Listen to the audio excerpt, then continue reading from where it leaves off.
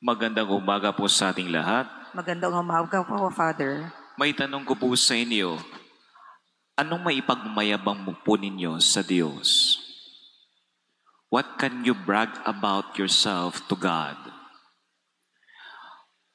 Tanong ko sa inyo, sagutin naman niyo ako. Mga kaibigan ni Jesus, wala tayong maipagmamalaki, dahil lahat ng mayroon tayo ay galing sa Kanya. Lahat ng mayroon tayo sa buhay ho natin ay galing sa Kanya. At dahil siya ang pinagmulan ng lahat ng ating naranasan, ating biyaya at ating buhay, tanong ko sa inyo, napapasalamatan niyo ba siya? Salamat sa Diyos. Gaano po siya napapasalamatan niyo sa inyong buhay? Kapag mayroon lang biyaya? Kapag mayroon lang may ranasang maganda? Paano kapag hindi ka nakakaranas ng maganda? Paano kapag sinusubok ka ngayon ng Diyos? Paano kapag marami kang binabata ngayon sa iyong pamumuhay? Nagpapasalamat pa ba kayo sa Diyos? Gaano kadalas kapag nagpapasalamat kayo? Mga kaibigan ni Jesus, kapag nagpapasalamat po tayo sa Diyos, piling-pili lang. Pinipili lang po natin, kagaya ng ating pagmamahal sa ating kapwa, pinipili lang din po natin ang ating mamahalin. Kagaya din po sa pagkain, pinipili din po natin ang ating mga pagkain. Piling-pili lang. Kaya mga kaibigan ni Jesus, sabi sa ating unang pagbasa, sabi ni San Pablo, wala ho tayong maipagmamalaki.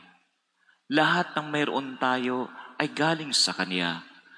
At dahil sa Kanya, ang ating lahat naranasan, kung anong meron tayo, dapat natin siyang pasalamatan. Kaya sabi ni San Pablo, I glorify God in my suffering.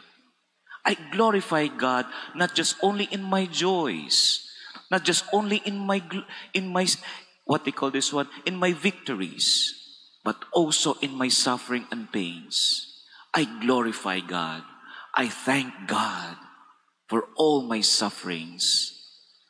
Tayo kaya, do we glorify God or do we blame God in our sufferings?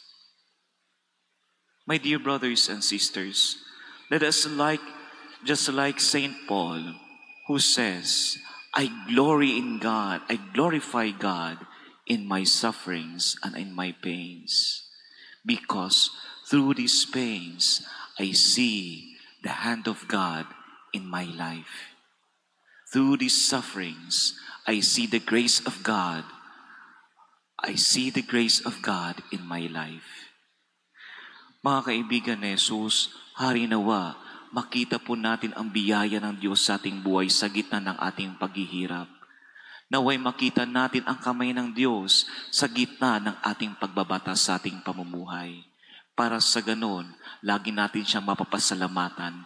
Lagi natin siyang mabigyan ng papuri sa ating buhay.